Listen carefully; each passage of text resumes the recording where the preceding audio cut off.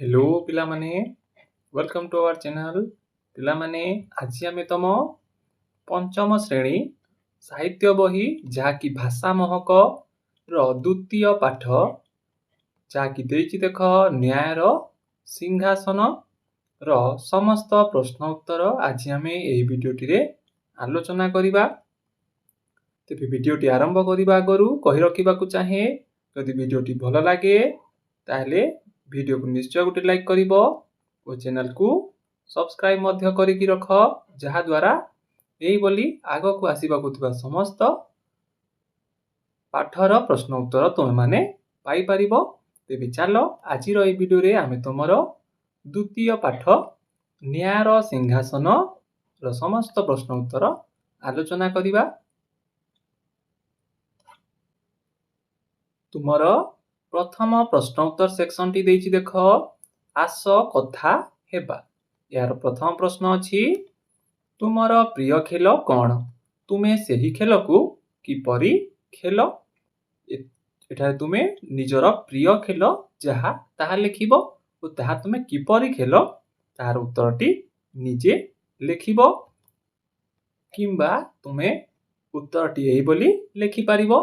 जेपरि कि लिखि पारिबो देख मोर प्रिय खेल हेउछि लुचकाली बा चोर पुलिस किछि भी लिखि पारिबो। तुमको जहा जो खेल पसंद से खेल विषय तुमे लिखिबो। आमे सांग माने मिसी एक खोला पड़िया रे याकू खेलु जणे आखि बंद करी गणिला बेले अन्य माने लुचि जानती और परे से समस्तंकु खोजी बाहर करे एही बोली तुमे अन्य खेल जेपरि क्रिकेट फुटबॉल बैडमिंटन किछि भी खेल विषय रे तुमको जहा पसंद लागे तुमे लिखिबो। एबे देखिबा तुमरो नेक्स्ट प्रश्नटी नेक्स्ट 2 नंबर प्रश्नटी देछि देख तुमे केबे कोनोसी समस्यार समाधान करिछो कि? तुमर अनुभूति वर्णना करो केबे कोनोसी तुमे समस्यार समाधान करिछो कि ताहा विषय रे लिखिबो किंबा एही बोली उत्तरटी लिखि पारिबो। हां थरे विद्यालय रे मोर 2 जण सांगक मध्य रे खेलणा बा बही को नेई कली होइथिला। मु सेमानंकु शांत कराई बुझाइथिली एवं दुहे मिलिमिशि व्यवहार करिबाकू प्रस्ताव देइथिले फलरे समस्यार समाधान होई पारिथिला। एही बोली तुमे कोनोसी तम अनुभूति रे थिबा एक समस्यार समाधान जा तुमे करिथिबो ताहा विषय तुमे लिखि पारिबो। नेक्स्ट तुमरो 3 नंबर प्रश्न देछि देख जदि तुमको केबे राजा करि दिया जिवो तेबे तुमे कोन सबु करिवो? हला यार उत्तरटी लिखिबो। जदि मु राजा हुए तेबे मु समस्त प्रजा मानकु समान सठिक न्याय देबी गरीब ओ असहाय लोक मानकु साहाय्य करिबी एवं राज्य रे शांति शिक्षा और स्वास्थ्य रो उन्नति पाई काम करिबी एही बोली तुमे उत्तरटी लिखि पारिबो।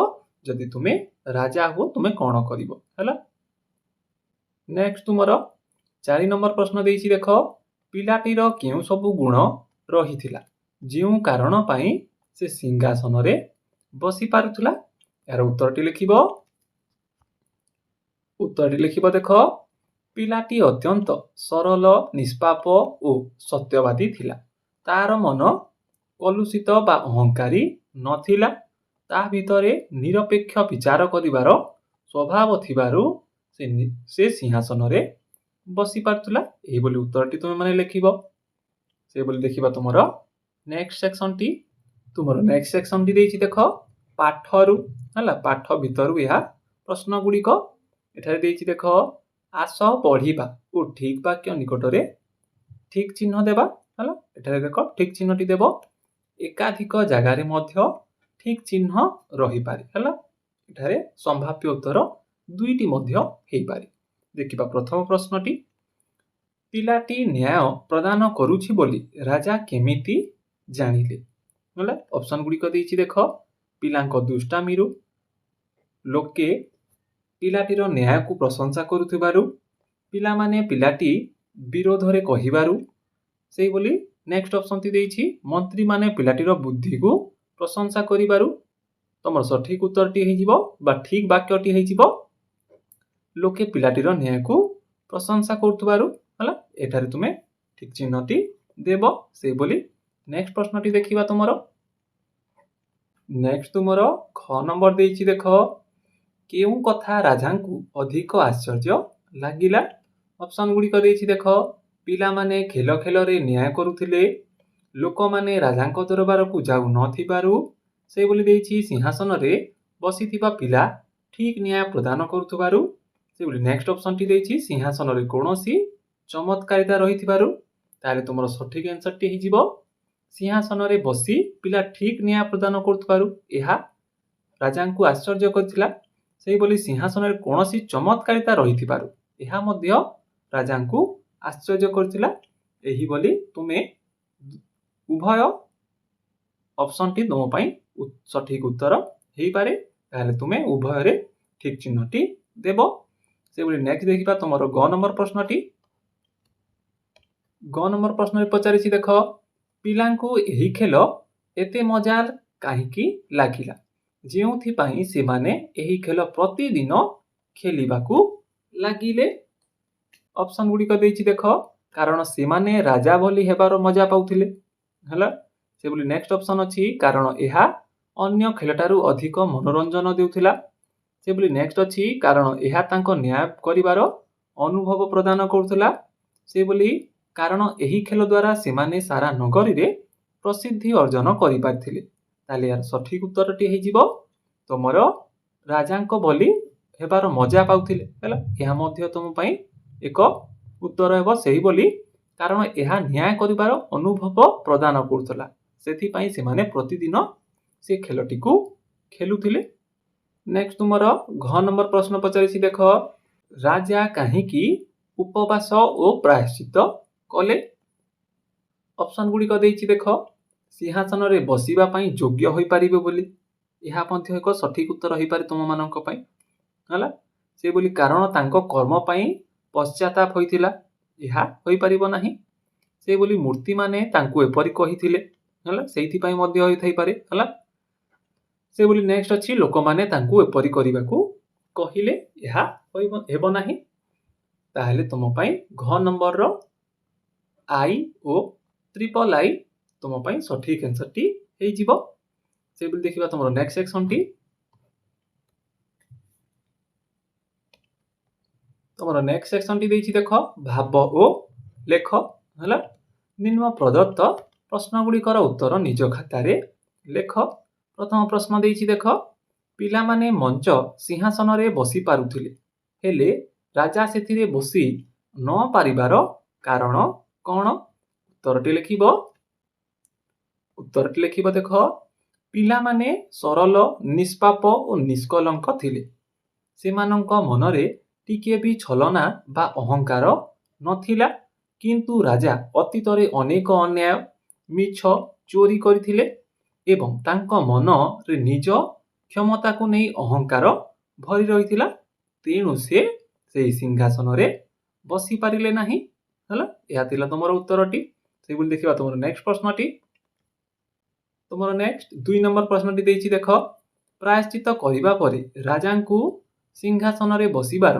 अधिकार मिलिबार आवश्यकता थिला कि जदि हां बा नाही तार कारण लेख प्रायश्चित परे राजा सिंहासन रे बसी पारिबार राजांको सिंहासन रे बसिबार अधिकार मिलिबा दरकार बा नाही तार हमकु कारण लिखिबाकू पड़िबो ताले उत्तरटी लिखिबो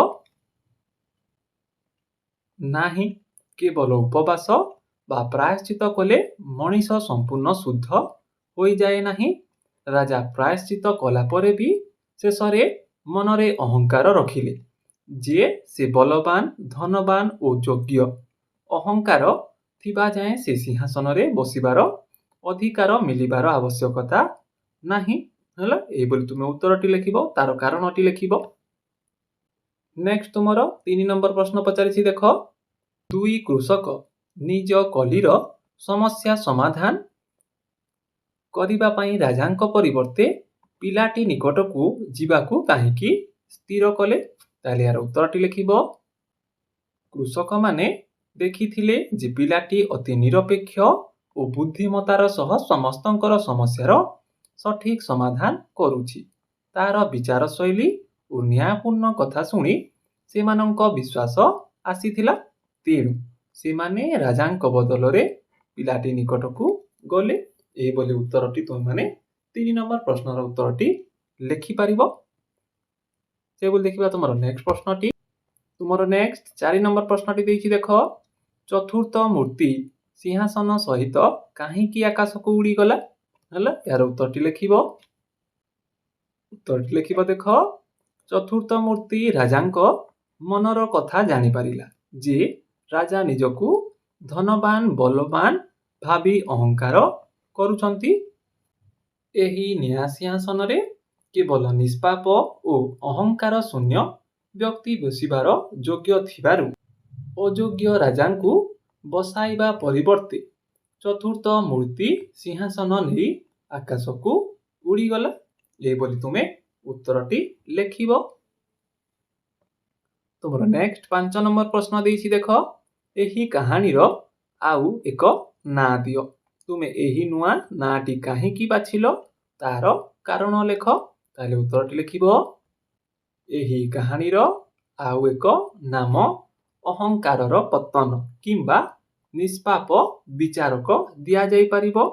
କାରଣ ଏହି ଗଳ୍ପରୁ ଆମେ ଶିକ୍ଷା ପାଉ ଯେ ନ୍ୟାୟ ଦେବା ପାଇଁ ଧନ ବା ବଳ ନୁହେଁ ବରଂ ମନର ସରଳତା ଓ ନିଷ୍ପାପତା ଦରକାର। ରାଜାଙ୍କ ଅହଙ୍କାର ଯୋଗୁଁ ସେ ସିଂହାସନ ହରାଇଲେ। ଏହିଭଳି ତୁମେ କାରଣଟି ଲେଖିପାରିବ ଓ କାହାଣୀର ଅନ୍ୟ ନାଁ ମଧ୍ୟ ଲେଖିପାରିବ କିମ୍ବା ତୁମେ ଚାହୁଁଥିବା ଅନ୍ୟ ନାମ ମଧ୍ୟ ଲେଖିପାରିବ। ଏବେ ଦେଖିବା ତୁମର ନେକ୍ସଟ ସେକ୍ସନଟି। ତୁମ ନେକ୍ସଟ ସେକ୍ସନଟି ଦେଇଛି ଦେଖ। ଅନୁମାନ ଓ କଳ୍ପନା କରିବା। ଏଠାରେ ପ୍ରଥମ ପ୍ରଶ୍ନ ପଚାରିଛି ଦେଖ। କାହାଣୀର ପୁତ୍ତଳିକା ଗୁଡ଼ିକ ଉଡ଼ି ଯାଉଛନ୍ତି। ସେମାନେ କେଉଁଠାକୁ ଯାଇଥିବେ ଓ ସେଠାରେ କ'ଣ କରୁଥିବେ? ହେଲା, ଏହାର ଆନ୍ସରଟି ଲେଖିବ। ଏଠାରେ ଆନ୍ସରଟି ଲେଖିବ ଦେଖ। ପୁତ୍ତଳିକା ଗୁଡ଼ିକ ଆକାଶ ମାର୍ଗ ଦେଇ ସ୍ୱର୍ଗ ଲୋକଙ୍କୁ କିମ୍ବା ଧର୍ମରାଜଙ୍କ ନିକଟକୁ ଉଡ଼ି ଯାଇଥିବେ। ସେଠାରେ ସେମାନେ ଦେବତାମାନଙ୍କ ଦରବାରରେ ସୁନ୍ଦର ସିଂହାସନ ରୂପେ ଶୋଭା ପାଉଥିବେ ଏବଂ କେବଳ ପ୍ରକୃତ ସତ୍ୟବାଦୀଙ୍କୁ ବସିବାର ସୁଯୋଗ ଦେଉଥିବେ। ଏହିଭଳି ତୁମେ ପ୍ରଥମ ପ୍ରଶ୍ନଟିର ଉତ୍ତର ଲେଖିପାରିବ। ସେହିଭଳି ଦେଖିବା ତୁମର ନେକ୍ସଟ ପ୍ରଶ୍ନଟି। ତୁମର ନେକ୍ସଟ 2 ନମ୍ବର ପ୍ରଶ୍ନଟି ଦେଇଛି ଦେଖ। ଏହି କାହାଣୀରେ ଯଦି ରାଜା ସିଂହାସନରେ ବସିବାରେ ସଫଳ ହୋଇଥାନ୍ତେ ତେବେ କ'ଣ ହୋଇଥାନ୍ତା? ହେଲା, ଏଠାରେ ଉତ୍ତରଟି ଲେଖିବ। ଯଦି ରାଜା ସିଂହାସନରେ ବସିବାରେ ସଫଳ ହୋଇଥାନ୍ତେ ତେବେ ଜଣା ପଡ଼ିଥାନ୍ତା ଯେ ତାଙ୍କ ମନରୁ ସମ୍ପୂର୍ଣ୍ଣ ଭାବେ ଅହଙ୍କାର ଓ ପାପ ନଷ୍ଟ ହୋଇଯାଇଛି। ସେ ଜଣେ ଆଦର୍ଶ ତଥା ପରମ ନ୍ୟାୟବାନ ରାଜା ହୋଇ ସାରା ଜୀବନ ପ୍ରଜାମାନଙ୍କୁ ସଠିକ ନ୍ୟାୟ ପ୍ରଦାନ କରିଥାନ୍ତେ। ଏହିଭଳି ତୁମେ ଉତ୍ତରଟି ଲେଖିବ। ନେକ୍ସଟ ସେକ୍ସନଟି ଦେଇଛି ଦେଖ। ଭାଷାର କଥା। ପ୍ରଥମ ପ୍ରଶ୍ନ ପଚାରିଛି ନିମ୍ନଲିଖିତ ବାକ୍ୟ ଗୁଡ଼ିକୁ ଧ୍ୟାନ ଦେଇ ପଢ଼। ଏଠାରେ ଦେଖ। ତେବେ ତ ବଡ଼ ଆଶ୍ଚର୍ଯ୍ୟ କଥା। ଯାହା ବି ହେଉ ଏହି ମଞ୍ଚ ସିଂହାସନରେ କିଛି ଚମତ୍କାରିତା ଅଛି। ମୁଁ ଏହାର ଯାଞ୍ଚ କରିବି। ହେଲେ ଏଠାରେ ଯେଉଁ ଲେଖାଯାଇଛି ରେ ହେଲା ବାକ୍ୟଟି, ଏଠାରେ କୌଣସି ଅସୁବିଧା ଅଛି କି? ହେଲା, ଯେପରିକି ତଳେ ଦିଆଯାଇଛି ଦେଖ। ନେକ୍ସଟ ତମକୁ ଦେଇଛି ହେଲା। ତେବେ ଏହା ତ ବଡ଼ ଆଶ୍ଚର୍ଯ୍ୟର କଥା। ଯାହା ବି ହେଉ ଏହି ମଞ୍ଚ ସିଂହାସନରେ କିଛି ଚମତ୍କାରିତା ଅଛି। ମୁଁ ଏହାର ଯାଞ୍ଚ କରିବି। ଏଠାରେ କ'ଣ ହେଲା? ଏବେ ଉପରୋକ୍ତ ବାକ୍ୟ ପଢ଼ିବା ପରେ ପୂର୍ବଥର ପରି କୌଣସି ଅସୁବିଧା ହୋଇନଥିବ। ଏହାକୁ ପଢ଼ିବାରେ ଅସୁବିଧା ହେବ କାହିଁକି ନା ଏଠାରେ କୌଣସି ଚିହ୍ନ ନାହିଁ। ହେଲା, ଯେପରିକି ନେକ୍ସଟ ବାକ୍ୟରେ ତୁମର ଚିହ୍ନ ଗୁଡ଼ିକ ବ୍ୟବହାର କରାଯାଇଛି। ହେଲା, ବିରାମ ଚିହ୍ନ ଗୁଡ଼ିକ, ଯାହାକୁ ଏହି ଚିହ୍ନ ଗୁଡ଼ିକୁ କ'ଣ ବିରାମ ଚିହ୍ନ କୁହାଯାଏ, ଯାହା ଆମକୁ ପଢ଼ିବାରେ ସାହାଯ୍ୟ କରିଥାଏ ବା ଅର୍ଥକୁ ବୁଝିବାରେ ସାହାଯ୍ୟ କରିଥାଏ। ସେହିଭଳି ପ୍ରଶ୍ନଟି ଦେଇଛି ଦେଖ। ତଳେ ଦିଆଯାଇଥିବା ବାକ୍ୟ ଗୁଡ଼ିକରେ ବିରାମ ଚିହ୍ନ ବସାଇ ଆଉ ଥରେ ଲେଖ ହେଲା। ଏଠାରେ ଦୁଇଟି ତମକୁ ବାକ୍ୟ ଦେଇଛି ଦେଖ କ ଓ ଖ। ଏଠାରେ ଆମକୁ ସଠିକ ସ୍ଥାନରେ ବିରାମ ଚିହ୍ନ ଗୁଡ଼ିକୁ ଲଗେଇବାକୁ ପଡ଼ିବ। ତାହେଲେ ଉତ୍ତରଟି ଲେଖିବ। ପ୍ରଥମ କ ନମ୍ବର ବାକ୍ୟଟି ଲେଖିବ ଦେଖ ରହିଯାଆନ୍ତୁ ରାଜା ହେଲା। ପ୍ରଥମେ ଷ୍ଟାର୍ଟ କରିବ। ଯେଉଁ ପିଲା ଏ ସିଂହାସନରେ ବସୁଥିଲା ପୁଣି କମା ବ୍ୟବହାର କରିବ। ସେ ଅତ୍ୟନ୍ତ ସରଳ କମା ନିଷ୍ପାପ ଥିଲା। ପୂର୍ଣ୍ଣଚ୍ଛେଦ ଦେବ। ତା ମନ କଲୁଷିତ ନଥିଲା। ପୁଣି ପୂର୍ଣ୍ଣଚ୍ଛେଦ ଦେବ। ତୁମେ ଯଦି ନିଜକୁ ଏଭଳି ଯୋଗ୍ୟ ମନେ କରୁଛ ପୁଣି କମା ଦେବ ତେବେ ଏହି ସିଂହାସନରେ ବସିପାରିବ ହେଲା। ପୁଣି ପୂର୍ଣ୍ଣଚ୍ଛେଦ ଦେବ ଓ ତମର ଇନଭର୍ଟେଡ କମା ଶେଷ କରିବ। ନେକ୍ସଟ ବାକ୍ୟଟି ଦେଇଛି ଦେଖ ଇନଭର୍ଟେଡ କମା ଷ୍ଟାର୍ଟ କରିବ। ଯଦି ଗୋଟିଏ ସାମାନ୍ୟ ପିଲା ଏ ସିଂହାସନରେ ବସି ପାରୁଛି ପୁଣି କମା ଦେବ ତେବେ ମୁଁ ରାଜା ହୋଇ ପୁଣି ଧନବାନ କମା ଦେବ ବଲବାନ ଓ ବୁଦ୍ଧିମାନ ଭାବେ ଏ ସିଂହାସନରେ ବସିବାକୁ ତ ଅଧିକ ଯୋଗ୍ୟ ହେଲା। ପୂର୍ଣ୍ଣଚ୍ଛେଦ ଦେବ ଓ ହାଇପେନ କମା ତମର ଶେଷ ହେବ ସେଠାରେ। ଏହିଭଳି ତୁମେ ସଠିକ ବିରାମ ଚିହ୍ନ ଗୁଡ଼ିକୁ ବାକ୍ୟ ଗୁଡ଼ିକରେ ବ୍ୟବହାର କରିବ।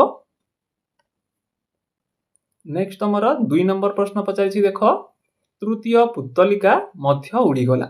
ଏହି ବାକ୍ୟକୁ ଆଧାର କରି ନିମ୍ନ ପ୍ରଶ୍ନ ଗୁଡ଼ିକର ଉତ୍ତର ଶିକ୍ଷକଙ୍କ ସହାୟତାରେ ଲେଖ। ଏଠାରେ ଦେଖ ପ୍ରଶ୍ନ ଗୁଡ଼ିକ ଦେଇଛି। କ ନମ୍ବର ପ୍ରଶ୍ନ ପଚାରିଛି ଦେଖ ଏହି ବାକ୍ୟରେ ବିଶେଷ୍ୟ ପଦ କେଉଁଟି ହେଲା। ଏହି ଯୋଉ ଆମକୁ ପଦଟି ଦେଲା ତୃତୀୟ ପୁତ୍ତଳିକା ମଧ୍ୟ ଉଡ଼ିଗଲା, ଏଠାରେ ଆମକୁ ବିଶେଷ୍ୟ ପଦଟି କେଉଁଟି ତାହା ଲେଖିବାକୁ ପଡ଼ିବ। ସେଭଳି ଖ ନମ୍ବର ପ୍ରଶ୍ନ ପଚାରିଛି ଏଥିରେ କେଉଁ ଶବ୍ଦଟି ବିଶେଷ୍ୟ ପଦର ବିଶେଷଣ ଭାବେ ବ୍ୟବହୃତ ହୋଇଛି ହେଲା। ଏହାର ଉତ୍ତର ଗୁଡ଼ିକ ଲେଖିବ। କ ନମ୍ବର ପ୍ରଶ୍ନଟି ପଚାରିଥିଲା ଏହି ବାକ୍ୟରେ ବିଶେଷ ପଦ କେଉଁଟି, ତାହେଲେ ଉତ୍ତରଟି ଲେଖିବ ତୁମେ ପୁତ୍ତଳିକା ହେଲା। ଏହି ପୁତ୍ତଳିକାଟି ହେଉଛି ତମ ପାଇଁ ବିଶେଷ୍ୟ ପଦ। ସେଭଳି ତୁମର ଖ ନମ୍ବର ପ୍ରଶ୍ନ ପଚାରିଲା ଏଥିରେ କେଉଁ ଶବ୍ଦଟି ବିଶେଷ୍ୟ ପଦର ବିଶେଷଣ ଭାବେ ବ୍ୟବହୃତ ହୋଇଛି, ତାହେଲେ ଏଠାରେ ହେଉଛି ତମ ତୃତୀୟ ଏଠାରେ ଉତ୍ତରଟି ତମେ ଲେଖିବ ହେଲା।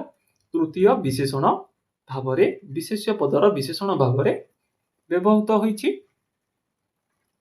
ନେକ୍ସଟ ତୁମର 3 ନମ୍ବର ପ୍ରଶ୍ନ ପଚାରିଛି ଦେଖ ନିମ୍ନ ବାକ୍ୟ ଗୁଡ଼ିକରୁ ବିଶେଷଣ ପଦ ଗୁଡ଼ିକୁ ଚିହ୍ନଟ କରି ତା ତଳେ ଗାର ଦିଅ ହେଲା। ଏଠାରେ ଯେପରି ତମକୁ ଗୋଟିଏ ଉଦାହରଣ ଦେଇଛି ଦେଖ ଗୋଟିଏ ଦିନ ଦଳେ ପିଲା ପଡ଼ିଆରେ ଖେଳୁଥିଲେ। ଏଠାରେ ଯେପରିକି ଗୋଟିଏ ଲେଖାରେ ଗୋଟିଏରେ ତଳେ ଗାର ଦିଆଯାଇଛି, ସେପରି ଦଳେ ତଳେ ଗାର ଦିଆଯାଇଛି। ରେଖାଙ୍କିତ ଶବ୍ଦ ଦୁଇଟିକୁ ଲକ୍ଷ୍ୟ କର। ଏହି ଦୁଇଟି ଶବ୍ଦ ଦିନ ଓ ପିଲା ପୂର୍ବରୁ ବ୍ୟବହୃତ ହୋଇଛି। ଦିନ ଓ ପିଲା ଶବ୍ଦ ଦ୍ୱୟ ବିଶେଷ୍ୟ ପଦ ହେଲା, ଯାହା ଆମେ 2 ନମ୍ବର ପ୍ରଶ୍ନରେ ଦେଖିଲେ। ଗୋଟିଏ ଓ ଦଳେ ଶବ୍ଦ ଦୁଇଟି ହେଉଛି ବିଶେଷଣ ପଦ। ଏହା ବିଶେଷ୍ୟ ପଦର ପରିମାଣକୁ ସୂଚାଏ। ସେଭଳି ନିମ୍ନରେ ଯେଉଁ ପ୍ରଶ୍ନ ଗୁଡ଼ିକ ଦେଇଛି ହେଲା ତାହାର ଆମକୁ ବିଶେଷଣ ପଦ ଗୁଡ଼ିକୁ ଗାର ଦେଇ ଚିହ୍ନଟ କରିବାକୁ ପଡ଼ିବ। ଯେପରିକି କ ନମ୍ବର ପ୍ରଶ୍ନଟି ଦେଇଛି ଦେଖ ସେଠାରେ ଏକ ସୁଦୀର୍ଘ ପଡ଼ିଆ ଥିଲା, ତାହେଲେ ଏଠାରେ ତମର ବିଶେଷଣ ପଦଟି ହେଇଯିବ ସୁଦୀର୍ଘ ହେଲା। ସୁଦୀର୍ଘ ତମର ବିଶେଷଣ ପଦ ହେବ କାହିଁକି ନା ବିଶେଷ୍ୟ ପଦ ହେଉଛି ତମର ଏଠାରେ ପଡ଼ିଆ, ଯାହାକୁ ସିଏ ବିଶେଷିତ କରୁଛି। ତାହେଲେ ତମର ସୁଦୀର୍ଘରେ ତୁମେ ଗାର ଦେଇ ଚିହ୍ନଟ କରିବ। ସେଭଳି ଖ ନମ୍ବର ପ୍ରଶ୍ନଟି ଦେଲା ଦେଖ ଏତେ ଛୋଟ ବୟସରୁ ହେଲା। ଏଠାରେ କଣ ଛୋଟ ହେଲା, ବୟସକୁ ସିଏ ବିଶେଷିତ କରୁଛି ବା, ତାହେଲେ ଏହା ତୁମର ଛୋଟଟି ହେବ। ସେଭଳି ଆଶ୍ଚର୍ଯ୍ୟ କଥା, କିଭଳି କଥାରେ ଆଶ୍ଚର୍ଯ୍ୟଜନକ କଥା ହେଲା, ଏହା ମଧ୍ୟ ଏକ ବିଶେଷଣ ଅଟେ। ସେଭଳି ଗ ନମ୍ବର ପ୍ରଶ୍ନ ଦେଇଛି ଦେଖ ରାଜା ଦେଖିଲେ ଯେ ଏହା ପଥର ନୁହେଁ ବହୁତ ସୁନ୍ଦର ସିଂହାସନ। କିଭଳି ସିଂହାସନରେ ସୁନ୍ଦର ସିଂହାସନ, ବହୁତ ସୁନ୍ଦର ସିଂହାସନ ହେଲା। ତାହେଲେ ସୁନ୍ଦର ହେଇଯିବ ତୁମର ବିଶେଷଣ ପଦ। ସେଭଳି ଘ ନମ୍ବର ପ୍ରଶ୍ନ ପଚାରିଛି ଦେଖ ହଜାର ହଜାର ଲୋକ ସିଂହାସନ ଦେଖିବାକୁ ଭିଡ଼ ଜମାଇଲେ। ଲୋକ ହେଲା, ହେଲେ କିଭଳି ଲୋକ, ଏହା ତମର ବିଶେଷ୍ୟ ପଦରେ ହେଲେ ତମର ବିଶେଷଣ ପଦଟି ହେଉଛି ହଜାର ହଜାର ଲୋକ ହେଲା। କେତେ ଲୋକ? ହଜାର ହଜାର ଲୋକ। ତାହେଲେ ତୁମର ବିଶେଷଣ ପଦଟି ହେବ हजार हजार एथिरे तुमे गार तली गार दे चिन्हट करिवो से बोली देखिबा तुमर नेक्स्ट 4 नंबर प्रश्नटी तुमर नेक्स्ट 4 नंबर प्रश्नटी देछि देखो तुम निकटरे एमिति केउ सबु विशेष गुण दरकार जहा द्वारा तुमे कहानी रे थिबा सिंहासन उपरे बसी पारिबो लेख एठारे देखो बॉक्स गुडी को देछि ए बॉक्स रे हमकु सेही विशेष गुण गुडी को लेखिबा को पड़िबो ताले उत्तर लिखिबो एठारे उत्तर लिखिबो देखो मो निकटरे सत्यवादिता सरलता परोपकार गुण सेबुली निरपेक्षता एवं अहंकार शून्यता भली विशेष गुण दरकार जहा द्वारा मु एही पवित्र न्याय सिंहासन उपरे बसिबाकू योग्य होई पारिबी एही बोली तुमे उत्तरटी लिखि पारिबो बा एही सब विशेष गुण जेपरि सत्यवादिता सरलता परोपकार गुण निरपेक्षता अहंकार शून्यता आदि गुण गुडी को तुमे बॉक्स गुडी करे लिखि पारिबो देखिबा तुमरो नेक्स्ट प्रश्नटी तुमरो नेक्स्ट सेक्शन टी देछि देखो पाठरु आगकू प्रथम प्रश्न पचारिछि कहानी रे गाँ लोक माने सेमानंक कलिर समाधान करिबाकू जेपरि पिलाटी निकटकू जाइथिले तुमे सेही परि निज समस्या समाधान निमंते कहा निकटकू जाओ सेमानंक निकटकू काहेकि जाओ निज खाता रे लेख यार उत्तरटी लिखिबो एटारे उत्तरटी लिखिबो देखो मु मोर कोनोसी समस्या हेले पर परिवारर बड़ गुरुजन मानक जेपर कि माँ बापा किंबा बड़ भाई भौणी किंबा विद्यालय रे शिक्षक शिक्षयित्री को निकटकू जाए कारण सेमानंकर अभिज्ञता ओ ज्ञान अधिक थाए तेणु सेमाने मते सठिक पाठ देखाई मो समस्यार समाधान करि पारंती ए बोली उत्तरटी तुम माने लिखिबो से बोली नेक्स्ट तुमर 2 नंबर प्रश्न पचारिछि देखो तुम प्रति किए केबे अन्याय करुथिबार अनुभव होइछि कि तुमे एभली परिस्थितिर सामना किपरि कलो निज खाता रे लेख यार उत्तरटी लिखिबो तुम माने हाँ थरे खेल पड़िया रे अन्य एक दल जानी सुनी नियम भांगी मो दल को हराई देइथिले एहा मते अन्याय लागिथिला सेतेबेले मु रागी न जाई शांत भावरे खेल शिक्षक निकटकू जाई घटनाटी जणाइथिली एवं से उपयुक्त विचार करथिले एहीपरि कोनोसी परिस्थितिर सामना जदि तुमे करिथाओ ताहेले तुमे निज अनुभवरु लिखि पारिबो नहेले मु जहा कहिली ता मध्य एक उदाहरण भली तुमे लिखि पारिबो तुमरो नेक्स्ट सेक्शन टी देछि देखो पाठागारर व्यवहार तुमे पढ़िथिबा न्याय सिंहासनर गल्पटी बहु वर्ष पुराना 32 सिंहासनरु आसीछि एही पुस्तक रे राजा विक्रमादित्य उपरे आधारित 32 टी सुंदर कहानी रहिछि कहानी गुड़िक अत्यंत रुचिकर मनलोभा और आकर्षणीय तुमे तुम विद्यालयर पाठागाररु पंचतंत्र हितोपदेश जेपरिक जातक कहानीवाला भली पुस्तक खोजी पढ़ और गल्परु जहा शिखिल खाता रे लेख हला या तुम पई पढ़िबा पई तुम पई पाठागाररु विभिन्न पुस्तक आनी तुमे पढ़ी विभिन्न गल्प गुड़िक पढ़िबो या तुमको कोनोसी उत्तर लिखिबाकू पड़िबो नाही नेक्स्ट देखिबा आस पचारी लिखिबा सिंहासन एक स्वतंत्र आस्थान एथिरे राजा महाराजा माने उपवेशन करंती अनेक कारुकार्य सहित विशेष विशेष मूल्यवान पदार्थ व्यवहार करी सिंहासन तैयारी करा जाय ठीक सही बोली आहुरी आमर दैनंदिन जीवन रे बसिबा पई अनेक वस्तु रहिछि से गुडी को खोजिबा और से गुडी कर वर्णना करिबा और से गुडी कर नाम लिखिबा यार उत्तरटी लिखिबो एठारे नियम रे दिया जायछि देखो वस्तु गुडी को दिया जायछि और ता विषय वर्णना आउ आम अंचल रे यार नाम हला जेपरि प्रथमे देछि सप हला वर्णना या घास और बाउंस किबा प्लास्टिक रे तयारी याकू भूमि उपरे पकाई बसिबाकू हुए हला या तम अंचल रे केउ नाम रे जणा सुना ता तुम एठारे लिखिबो हला एठारे उत्तर गुडी को लिखिबो देखो प्रथम देछि सप हला वर्णनारे यह घास बाउंस किंबा प्लास्टिक रे तयारी याकू भूमि उपरे पकाई बसिबाकू हुए आम अंचल रे याकू सप बा चटई मध्य कहा जाय हला ए बोली तुमे लिखिबो से बोली नेक्स्ट देछि दरी हला वर्णनाटी देछि देखो यह मोटा कपड़ा बा सूतारू तयारी यार विभिन्न कार्यक्रम और उत्सव मानकरे व्यवहृत हुए हला आम अंचल रे याकू दरी बा सतरंजी बोली मध्य कहा जाए एही बोली तुमे लिखिबो से बोली नेक्स्ट देछि मांजिया हला मांजिया कोन रे यह बाउंस एवं सबाई घास बा दौड़ी रे बुणा होई थाए छोट बसिबा उपकरण याकू आम अंचल रे मांजिया बा खटिया बोली कहा जाए हला से बोली नेक्स्ट देछि खटिया यह काठर गोड़ लागिथिबा एवं बाउंस ओ दौड़ी रे तयारी एक बड़ आसन जेउथिरे सोइबा बा बसिबा काम हुए एही बोली तुमे वर्णनाटी लिखि पारिबो तम अंचल रे याकू कोन कहा जाय खट बा खटिया हला सेही बोली नेक्स्ट देछि देखो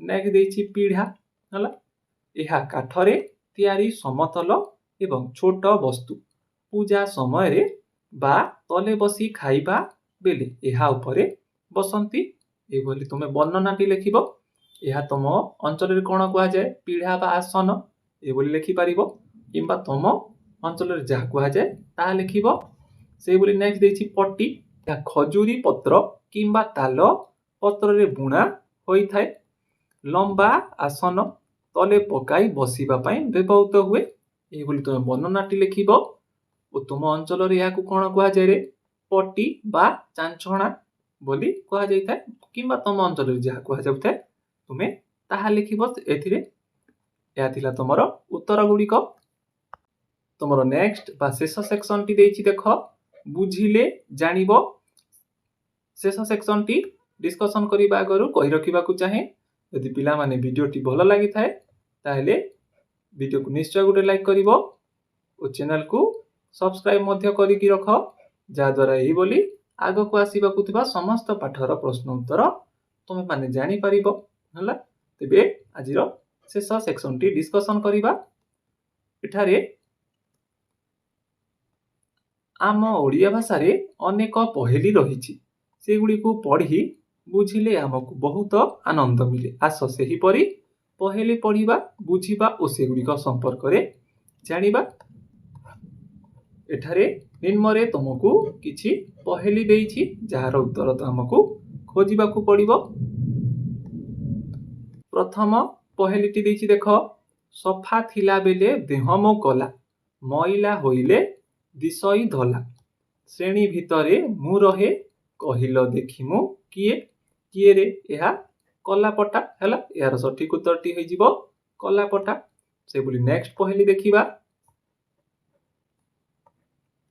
से बोली तुमरो नेक्स्ट पहेलीटी देइछि देखो खरा बरसार मु अटे साथी धरी थांती मते अजाठु नाती भली भली रंग भारी सुंदर कही की पारिबो नामटी मोर हैला बरसा ऋतु रे आमे बा खरा ऋतु रे व्यवहार करथौ कोन रे छता हैला ताले ए पहेलीटर उत्तर होई जाउछि छता से बोली देखिबा नेक्स्ट पहेलीटी तमरो 3 नंबर पहेलीटी देछि देखो गरम पाइले आकाशे उड़े शीतल पाइले तलकू पड़े देखु देखि देले मते नाचे मयूर कही की पारिबो नामटी मोर हैला ताले एही पहेलीर सठिक उत्तरटी जाउछि तम पई मेघ बा वर्षा हला से बोली देखिबा नेक्स्ट पहेलीटी तुमर नेक्स्ट पहेलीटी देछि देखो मेला मौछबे आदर मोर छोट पिलांको मु अति निजर पवन खाए पवन पिए कहिलो देखि मु किए किए पवन खाए पवन पिए रे से होछि बेलून हला ए पहेलीर सठिक उत्तरटी जाउछि बेलून से बोली देखिबा नेक्स्ट पहेलीटी तमरो नेक्स्ट ओ शेष पहेलीटी देछि देखो एमिति बाघ मु छाड़ेनी घर खाएनी मनीष पिए मु क्षीर तुम चुली मुंडे सुए कहिलो देखिमु किए हला किए रे बिलेई हला यार सठिक उत्तरटी जाउछि तुमर बिलेई या थिला तुमर समस्त प्रश्न उत्तर गुड़िक